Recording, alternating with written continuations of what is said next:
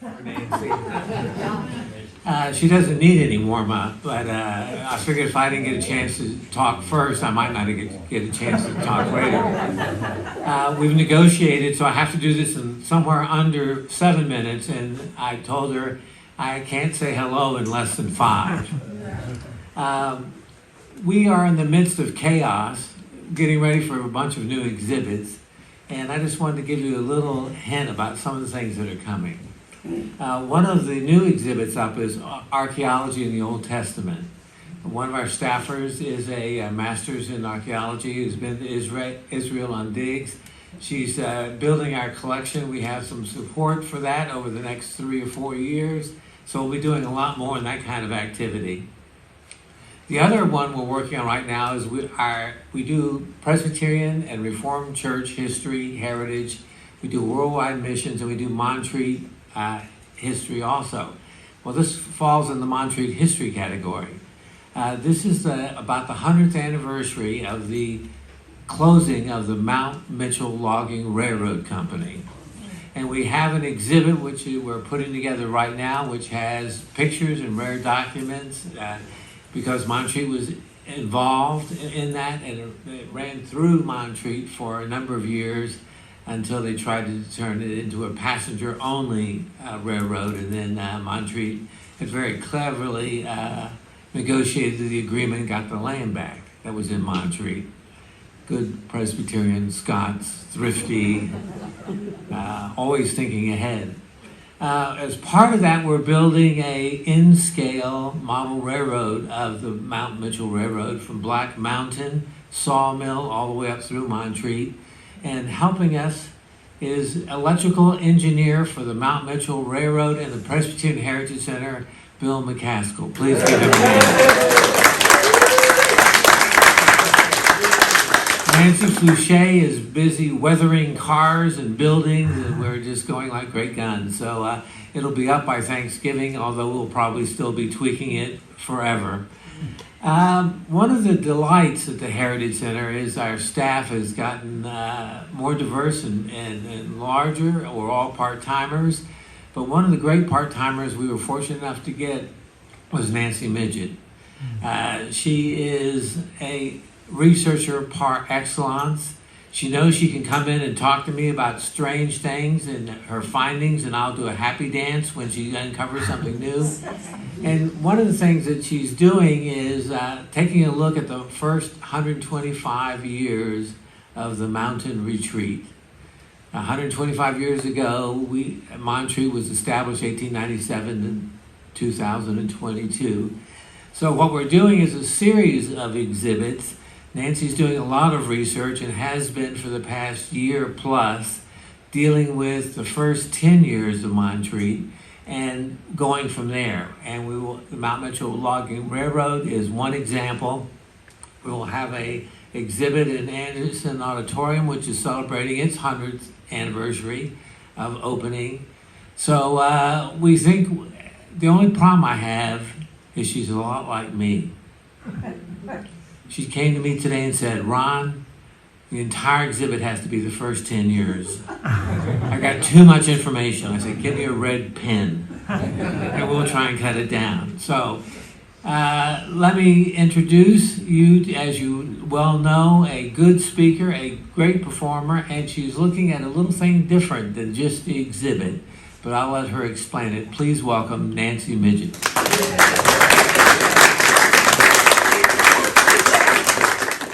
Probably won't even need that water, but if I don't have it, then you know you got it. You need it. So that's the way it goes. Yeah. So tonight I'm going to talk for a few minutes about the exhibit that I know a lot of you have already seen, and that is Presbyterian missionaries to the Native Americans. It's been up for a while now, be up for a few more months yet, but I want to take a little bit different look at things tonight. One of the things I will tell you is you will hear me use Native American and Indian interchangeably. I have verified with a few scholars that this is not a horrible thing to do. And sometimes one thing will come out of my mouth and sometimes another thing will come out of my mouth. but it's perfectly acceptable in the Native American community in terms of scholarship to do that. Okay, so we know that the Europeans who came here brought Christianity with them. Our focus today is going to be on the arrival of the English. They wanted to replicate their society, not just extract resources. Okay. So they were products of the Reformation, of course, particularly the theology of John Calvin. And they believed that it was their duty not only to Christianize the Native Americans, but also to civilize them. And of course, their definition of civilization was based on their own experiences. It meant adopting a Western lifestyle. It meant a sense of property that was antithetical to the way that the Native Americans actually lived. Now, just to show you an example of lack of cultural sensitivity, this is the first seal from the colony of Massachusetts. And if you look at it carefully, you will see that the Native American is holding a downward pointing arrow, which is a sign of peace. And the wording across the top says, "Come over and help us." Maybe not. All right, so today we're going to look a little bit more closely at one subset of these Protestant missionaries, the Presbyterians, and their close cousins, the Congregationalists. So, but rather than just telling you the story of what they did, I thought it would be a good idea to look at this just a little bit differently today. What were their motivations? I know it seems simple. Christian converts. But there was often a much greater complexity. Okay. How did they define success? What led some to be successful by their definition or by the Home Office's definition, and others not to be successful? Okay. But rest assured, there's lots of good stories along the way as we try to answer these questions. Now, obviously, Protestant missionaries arrived with the very first settlers. Some names are probably very familiar to you already. Thomas Mayhew, David Brainerd, I'm sure a lot of you have heard of David Brainerd. John Eliot, they were all pretty much in the Northeast or the Atlantic corridor. The Great Awakening certainly spurred along the missionary spirit of the mid-18th century. The New York Presbytery actually commissioned its first official Presbyterian missionary in 1741. Presbyteries in the southern colonies did the same thing. Now, in the later 18th century, their actions were disrupted a bit by the 7 Years' War, the French and Indian War, same war, the American Revolution. But with independence and with the Second Great Awakening, the missionary spirit was back at it again. The first official commission of the PCUSA in the U.S.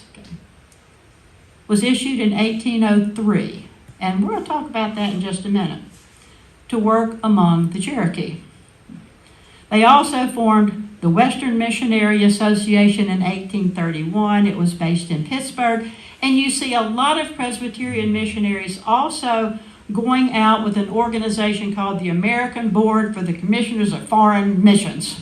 That's a long word. ABCFM, primarily done by the Presbyterians and the Congregationalists. Okay, so how did they define success?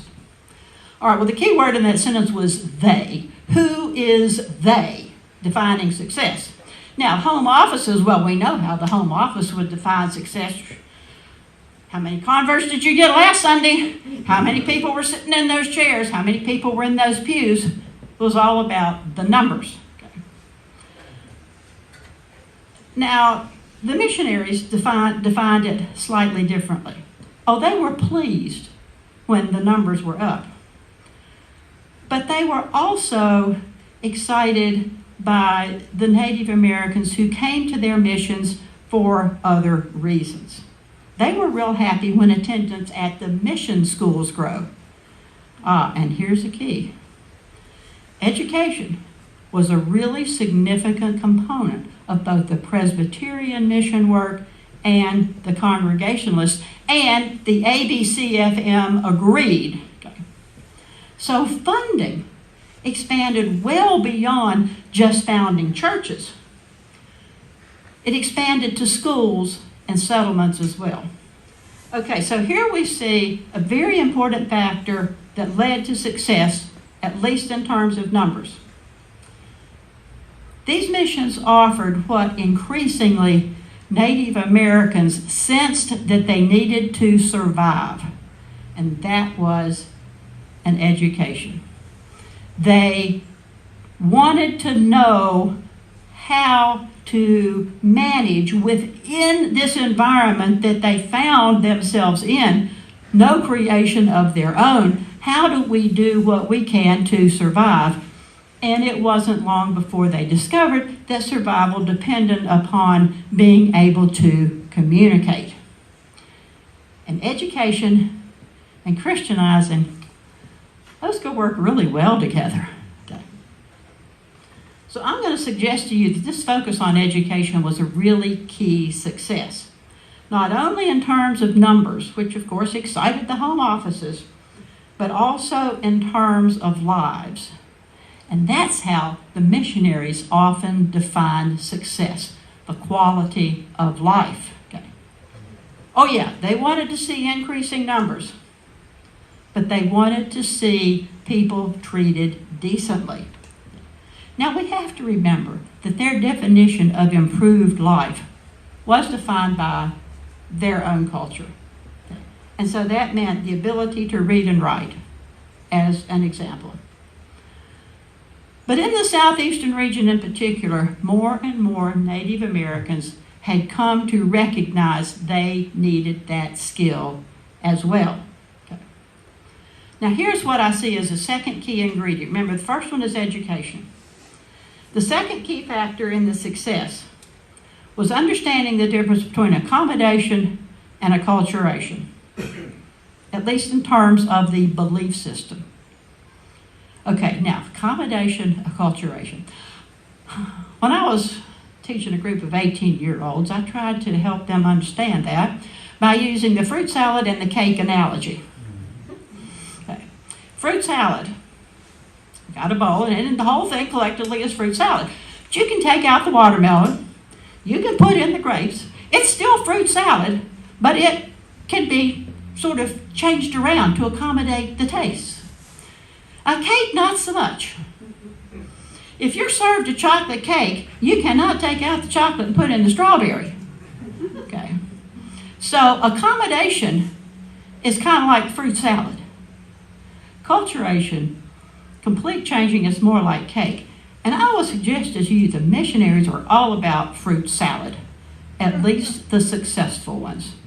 They were about accommodation, much less so than acculturation, particularly when it came to worship, forms of worship, and how to incorporate all of that together. Okay, so this is a key to me. They accepted the differences and worked to make the differences less important than the confluence of experiences. Does that make sense? I hope that makes sense. They accepted the differences. They wanted to make the differences less important than what they shared. And as an example, I have a picture for you of a hymnal that was in a Native American language. So, all right, let's look at some different people and see just exactly how this played out for them. Name Cyrus Kingsbury ring any bells? Oh, good. I get to tell you a new story. He was actually a Congregationalist, but as we will see, he became Presbyterian somewhere along the way. He was sent by the ABCFM in 1817 to a Cherokee mission near present-day Chickamauga. Now, it had been founded nearly a decade earlier. Remember I told you? The first Presbyterian church in the United States authorized a mission to the Cherokee. Okay. It had been founded over a decade earlier by Gideon Blackburn. You ever heard of that name? Yeah, I figured a few of you had, because the story about Parson Blackburn's whiskey is just too good not to know. Yeah, I'm going to give you the hint about that. Okay.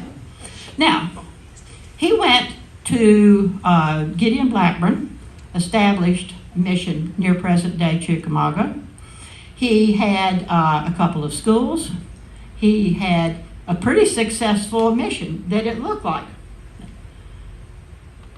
But then about 1810, the numbers were down and he actually had to leave, close down the mission, and he moved to Franklin, Tennessee. That's pretty far away back then. So why did the Cherokee abandon this mission? Well, this is a long and fun story, but I'm just going to make it a short story. Okay. It seemed that Blackburn also owned a distillery in eastern Tennessee. Now, this was completely legal and even respectable at the time. The problem was he had a shipment of whiskey tied up on the Cherokee side of the Conasauga River, and the Conasauga River separated the Cherokee and the Creek territory. The Creek said that he was selling whiskey to the Native Americans, to the Cherokee, so they attacked the ship. Okay. There was much unpleasantness that ensued after that when the Creeks attacked the Cherokee. What was really happening? He probably wasn't selling whiskey to the Cherokee. That was the Creek assumption. But it does seem that he and the governor of Tennessee were trying to test whether or not it was legal for a shipment of goods to travel down the river system from East Tennessee down to the Gulf of Mexico, where it could be shipped out. Nonetheless, the Cherokee were not happy with the result of this. They quit going to the mission. Gideon Blackburn had to leave. So in 1817, the ABCFM dispatches CYRUS Kingsbury to this mission. Now, he wanted a self-sustaining community. When he got there, he found a few buildings, dilapidated grist mill, a couple of houses,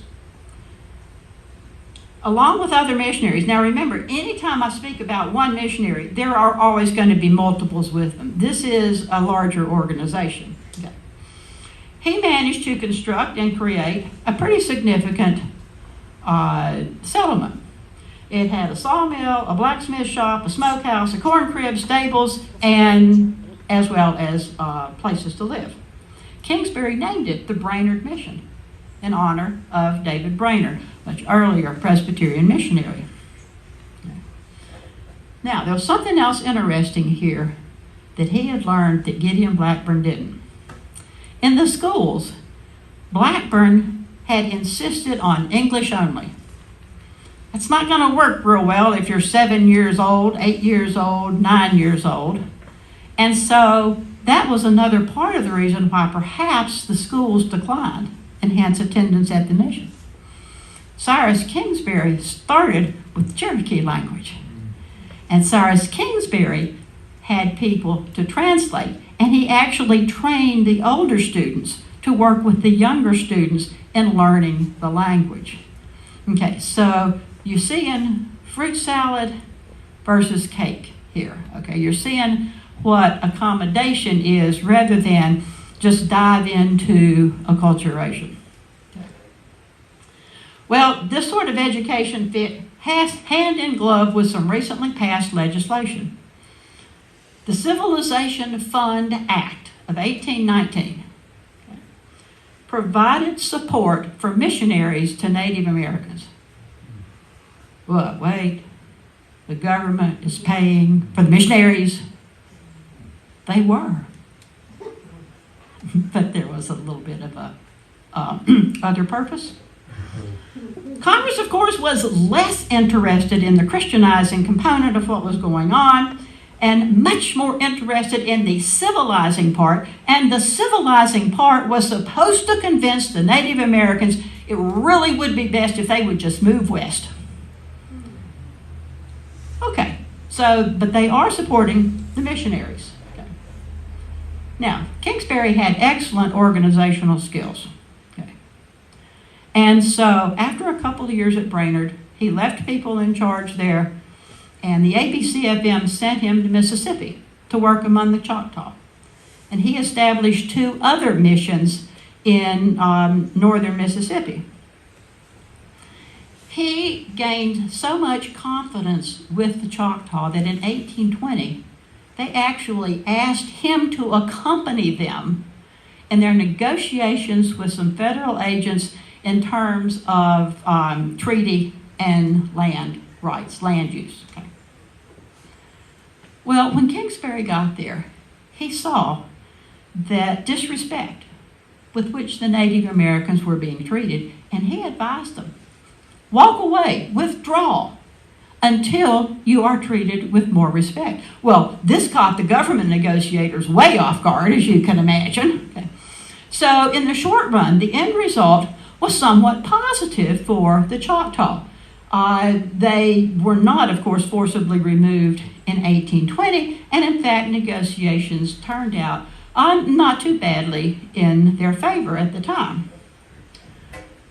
But Kingsbury then knew that missionaries were being used. And so he decided that he was going to help the Choctaw resist removal. Ultimately, of course, we know that he was not successful. 10 years later, they asked him to go negotiate with them again. It's now 1830. Oh, the federal agents were waiting for him this time. No missionaries allowed, they said. And so he was not allowed to work with the Native Americans. And we know the end result of that. Of course, eventually, the vast majority of Native Americans were forced to move out of the Southeast. Now, many of us are more familiar with the story of the Cherokee. But the story of the other 4 tribes that were forcibly removed isn't all that much different. The Choctaw were actually the first to go. And Cyrus Kingsbury went with them. He did not stay in Mississippi. He did not go back to where he was from. He went with them to Oklahoma. His mission changed from one of helping them resist removal to one of helping them as best he could. And let's face it, in terms of the land that you had to use, Oklahoma ain't Mississippi. Okay. And so they needed plenty of help. He worked hard to establish churches, schools, and missions. Sorry. The Goodland Mission was one of the first ones he established, less than 2 years after they got there. The Goodland Mission, which focused on education as well as Christianization. Now, we're about to get to an interesting part of Cyrus Kingsbury's story. Have you figured out that I sort of see Cyrus Kingsbury as, kind of something of a hero in this whole story? You figured that out yet? Okay. The Civil War brought in a whole new kettle of fish for this story. Okay. Now, the ABCFM opposed slavery. And it said, any Native American mission that does not reject slavery, we're not going to support. Some of the Choctaw owned slaves. They did not reject slavery. And the ABCFM cut support. Now, this is where we find that Cyrus Kingsbury, however, has migrated to the Presbyterians. In 1861, in the first meeting of the Presbyterian Church in the Confederate States of America, Cyrus Kingsbury was chosen as a representative to the General Assembly in Atlanta. And going with him was Allen Wright. Allen Wright was born in Mississippi, He went to Oklahoma. Kingsbury went with the tribe, of course. Allen Wright was educated in Kingsbury schools. He actually graduated from Union Theological Seminary in New York. He became an ordained Presbyterian minister, and shortly after the Civil War, he became chief of the Choctaw Nation. Okay. The years after the Civil War weren't real wonderful either, because the ABCFM is not providing support. Neither branch, southern or northern branch of the Presbyterian Church, is providing support. So here you have Kingsbury. You have not only the Choctaw, but the other Native Americans in Oklahoma with relatively little support. And so you can imagine what happened to their work. Allen Wright had some money from the Choctaw tribe, but not really very much. Kingsbury died in 1870. And if it had not been for another Native American ordained by the name of John Turnbull, then not even the Goodland mission would have survived. But it did survive because he was also a Supreme Court judge, he was the national treasurer for the tribe, and he was superintendent of the Indian schools. So, Goodland survived. This is a picture of some students at the Goodland Mission in 1887. And here's what I see as an important story, and we're going to see this again. This school is still alive. It's not called the Goodland Mission anymore. It's now called the Goodland Academy. It is still a boarding school for young men, but it's also a day school for local students. So it traversed from a mission to an orphanage, and it is still in operation today. It was flexible during that time. Fruit salad, not cake. Okay. Now to me, Cyrus Kingsbury represents a success story of sorts. He carried Christianity to the Native Americans, not just teaching the Bible, but also the concern for humanity. It led him to advocate for the Choctaw, to accompany them to Oklahoma, to stay with them until he died in 1870. He went to Brainerd in 1817. He died in 1870. Did he support slavery? Well, tacitly, he obviously did. He chose to remain with the people he had served rather than leave when the ABCFM ended their support. He had difficult choices to make. Well, life isn't simple. His work, as embodied in the Goodland Academy, continues today. Okay, now let's look at the other side of the coin. Missionaries who, by anyone's reckoning, were not successful, and see why not. Marcus and Narcissa Whitman. Ever heard of them? Oh, they did not meet a good fate. Okay. He was a physician.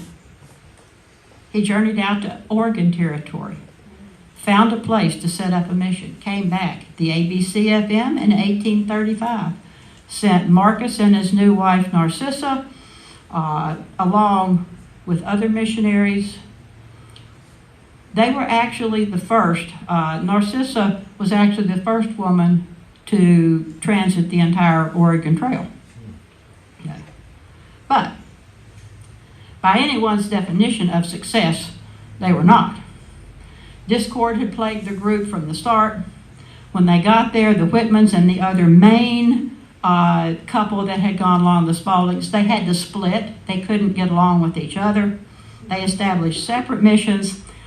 The Whitmans opened a few schools. They tried to treat people. They tried to organize churches. Few converts. And they established no leadership like we saw, for instance, with the Choctaw and that Cyrus Kingsbury had generated. Okay. Now, the strict Calvinist message of the Whitmans just did not blend well with the theological underpinnings of the Native Americans. And the Whitmans were not flexible. An outbreak of measles, the Indians had no resistance. They came to Marcus Whitman hoping for a cure. He was not able to cure them. They blamed him, and in 1847, a group of Native Americans slaughtered both Marcus and Narcissa and 12 other missionaries that were there with them.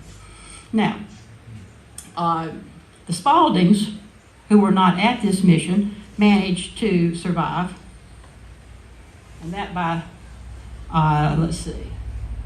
Did I go the wrong direction? No, the one behind. Okay, all right. That's Henry Spalding. Okay. He was very bitter about this. And he decided that it was the Catholic Church that had incited the Indians to murder the Presbyterians. And so he was bitter for the entire remainder of his life against the Catholic Church. Okay. Flexibility wasn't his long suit either. Now, most missionaries, of course, were in between CYRUS, KINGSBURY, and the Whitmans. G.C. Sterling was a missionary on Pine Ridge Reservation. Pine Ridge is in Dakota Territory. It was established after the Dakota War of 1862 when the Native Americans were moved out of Minnesota and into the Dakotas. Some of you have probably seen that sign. It's over in our exhibit. Oh, we're proud of this sign. Ron saw it in an auction calendar. Well, you know how that goes. Well, unfortunately, the auction was over. But he found out who had bought it. So he contacts them. We're having an exhibit. We'd really like to be able to use this in our exhibit. The response: well, I just bought it to save it. I just didn't want it to become firewood. Would you like to have it? How long do you think it took him to decide? They even paid shipping. Wow.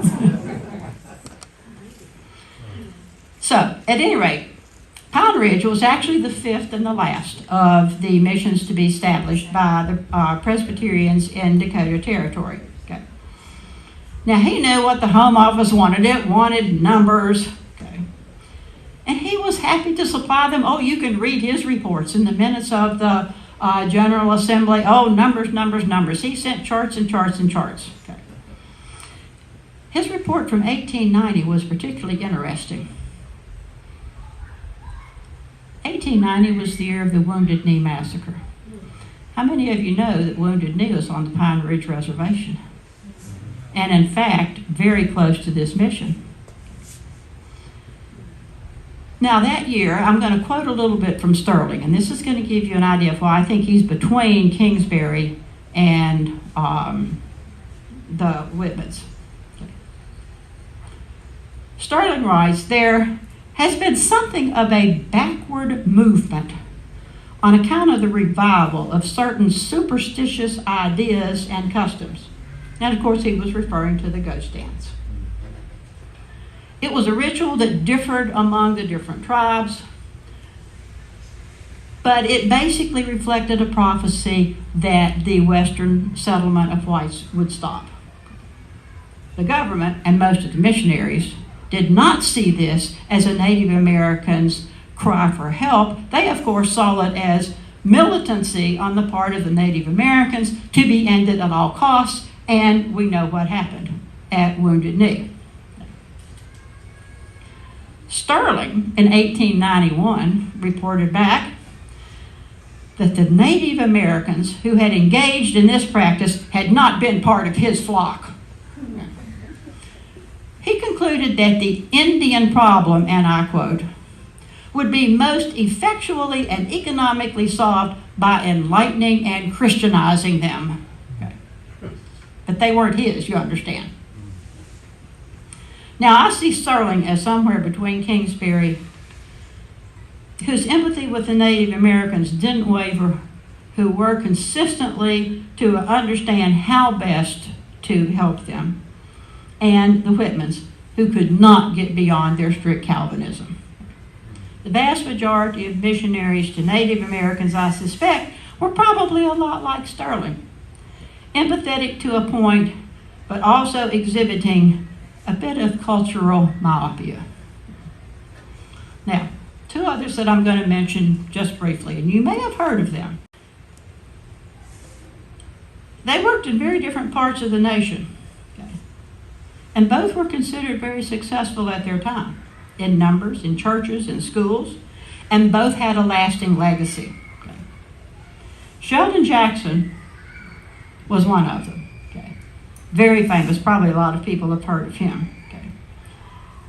He signed up to be a missionary when he graduated from Princeton. Now, the ABCFM said, "You look a little sickly. We don't think you can go abroad. We're going to send you to the Indian missions." Guess where he went? Choctaw, 1859. I have no direct evidence that he met CYRUS Kingsbury, but by golly, I just want to believe he did. Okay? So I'm going to believe he did. Okay? But he went on to have an incredible career. When he left there, he served in missions in Wisconsin and Minnesota. He became superintendent of home missions for the Western Territories for the Presbyterian Church. He was the first Presbyterian missionary in 1877 to go to Alaska. He was egotistical. Oh, he could sometimes be a little tactless. Nonetheless, he knew how to get things done. While serving the Presbyterian Church, he was also a government employee. And he became the general agent for education in Alaska in 1882. Now, he was not overly concerned with this idea of separation of church and state. So he recruited missionaries to teach in the schools and happily used state funds to pay them. And as far as I've been able to see, there was no serious objection to this. Throughout his travels, he collected items that he was afraid would be lost. Okay. And today, much of his collection is located at the Sheldon Jackson Museum, which is in Sitka. Now, you probably can't read all of that, but this is another example like the Goodland Academy. It started as an industrial and training institute. Then it expanded its education to become a high school. Then it expanded to become an accredited college. It did not close its doors as an accredited college until 2007, but it continues to promote education and culture through the mission that they now have. Even while he was a government employee, he delivered over 3,000 missionary addresses. He was commissioner to the General Assembly, and he was moderator of the General Assembly in 1897. He died not far from here, 1909. He was in Asheville, attending a meeting of the Home Missions Committee. Had to have unexpected surgery, could have been appendix, gallbladder, who knows what, but that's when he died. Now, I'm going to conclude my examples with Charles Cook. Very different part of the world. Okay? He was an immigrant from Germany. He served in the Civil War. He worked in the mission in Chicago. He read a book about David Brainerd and decided that he too needed to do that kind of work. And he heard that missions in the Southwest needed ministers. And so that's where he decided to go. He financed his own trip. He wasn't employed by anybody. He got to SACATON, Arizona, which is a little south of Phoenix. The Pima Indian Agency hired him as a teacher. And that's what he did for a decade. He taught and preached among the Native Americans. In 1880, the Dutch Reformed Church that had provided some assistance for him turned everything over to the Home Mission Board of the Presbyterian Church. Now, remember, Sheldon Jackson is head of the entire Western Division of missionaries in the Home Mission. Okay. Sheldon Jackson learns about Charles Cook. You really want to be a Presbyterian, right? Yes. Charles Cook becomes ordained as a Presbyterian minister. He was ordained in April of 1881. In 1889, he organized the first official Presbyterian church among the Pima. He trained indigenous people as preachers and teachers. He organized an educational institution, the Cook Bible School. It moved on. It later became the Cook Christian Training School. Then it evolved into the Cook College and Theological School. Then the Cook School for Christian Leadership. You're getting the point. Okay.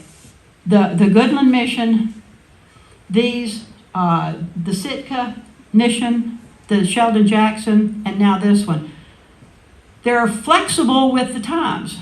They were started as one thing, then they morphed with the times to work with the Native Americans where they were at that particular time.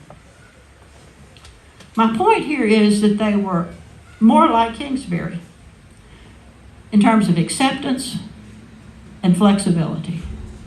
And if you want to define success over a long period of time, then that looks like it works. But I never ended the story about the Dakotas. We left Sterling scratching his head over the revival of the ghost dance. Religious missions after 1890 were not seriously harmed anymore by Indians' uprisings. Among the Dakota alone, 22 churches brought together 7 different tribes with a common language that wasn't English. This is actually the church from the first Presbyterian mission in the Dakotas at FLANDREAU. The picture was taken in 1870. Well, the building was constructed in 1873. The picture's from a little bit later than that. Okay, so here you have Dakota Presbytery, 22 Dakota churches, 7 different tribes, common language that is not English. But in 1972, this is going to sound like a bad story, but it ends good. In 1972, all work among the Dakota was transferred from the home missions to a synod function. Oh, great. So now, instead of having some national funding, it's the synod. You can imagine the financial problem that created for the Synod of Lakes and Prairies, which is where these are located. There's a picture of the Synod of Lakes and Prairies, and the yellow dots are the Dakota churches. The yellow dots represent Dakota Presbytery. Now, what you can see here is that it is a non-geographic presbytery. This wasn't financially suitable, the suits said. So we're just going to break up the Dakota Presbytery and we're going to farm them out to the presbyteries where they are geographically located. This was met with fierce resistance by the Dakota people. They feared cultural loss. They wanted to worship in their own language, and I got to tell you, Presbyterian meetings were a lot more like homecomings, complete with covered dish suppers and social events that might last for 3 days. Well, I mean, look how far apart they lived. Okay. Now, this decision on the part of the Presbyterian Church is sort of another miscalculation based on limited cultural understanding. But this time the Native Americans win. After a 10-year struggle that included lots of talking, lots of speeches, lots of resistance, the Dakota Presbytery won its fight to survive. Today, it's one of 2 non-geographic presbyteries. The other one is Korean Presbytery south of Los Angeles. It remains today as a testament to the courage and spirit of survival. Here's that same church, restored, contemporary members. In 2017, it was placed on the National Register of Historic Places. Somewhere out there, CYRUS, Kingsbury is smiling. I thank you very much for your attention, and if you have any questions, I'd be happy to answer them.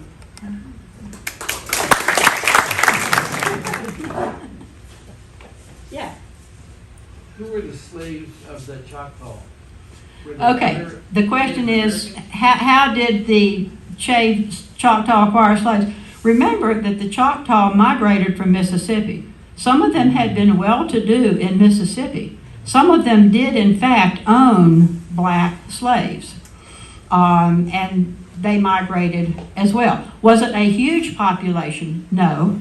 There's some interesting research about another Presbyterian mission that I didn't bring into this in Mississippi, where it analyzes the content of the congregation racially, and it was white, it was African American slaves, and it was Native American, all three. That's another whole and very interesting story. But for the most part, the slaves were transported with them. Several of us in here have a connection with First Presbyterian Church in Greenwood, Mississippi. Greenwood is in the town of LaFleur. Greenwood, LaFleur, as a Choctaw Indian leader, had 400 slaves. That's right. Yeah. There. Yes. His daughters, by the way, were members of the Greenwood Church when I went there. Of course. Knows everybody. Ann, am I looking at you? Is that you? I see you're in the dark. Okay. Because I'm going to speak. The Sheldon Jackson, was he? You mentioned he was Presbyterian, but which denomination? I'm guessing he was part of the Northern Church. That would be correct. Okay. Most of the, when you look at the home missions, when you look at Indian missions, missions to Native Americans in the late 19th and early 20th century, you're mostly looking at efforts of the Northern Presbyterian Church, not the Southern Presbyterian Church. Thank you.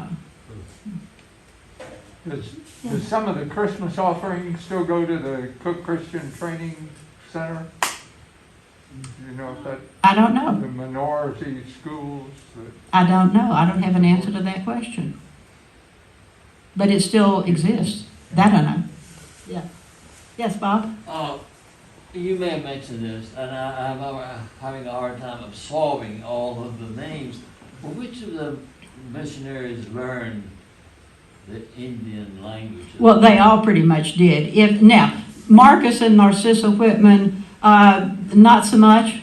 But if you look at any of the ones that I spent any length of time with, they did learn how to communicate in the Native American language. And many of them and their compatriots were involved in actually translating either the Bible or hymnals. And this is part of what was so concerning to the Dakota Presbytery when they were about to be split up. Because yes, they spoke English, but they worshipped in their native language, which was Lakota. So, yes. Whatever happened with the ghost dances? I mean, did they just find they ignore them and they went away? You know, they let them do it, and did they got tired of it? After the Wounded Knee Massacre, the Indian resistance in that form pretty much died to where it was not perceived as a major military threat. Now, that's not to say that those sorts of customs and traditions didn't continue. You still see them today in some Native American communities that are resistant to what they see as being forced to accept a culture that is other than their own. But after about 1890, it takes a different form. It's not even perceived as militant. Anthony Wallace wrote about the Handsome Lake revival or new movement. Did the Presbyterians didn't have any connection with that, I guess? Is it in the New York? I can't answer that question. You know, this was one of the things that my students used to just look at me like I had four heads when I would say to them, I'm sorry, I don't know. But I felt like it was much better to say that than to make up something on the spot and then have them come in the next day and say, oh, you were wrong. You know, And he used that. so I don't have an answer. He used that to describe revitalization movements among Native people. And that was an example of how they changed themselves under his leadership, Handsome Lake. Okay. One of the things that I am most proud of is we do a lot of research. There is no museum that does 4 to 6 fresh exhibits created from whole cloth with research that we do. We often learn so much that we just don't have enough space to go to it. And that's why I thought this evening was a good chance for Nancy to talk about some of the things that she brings, which is a perspective on looking at the impact of history. But, and as you can see, she certainly is well informed. Thank you very much for having us. Thanks, Brian.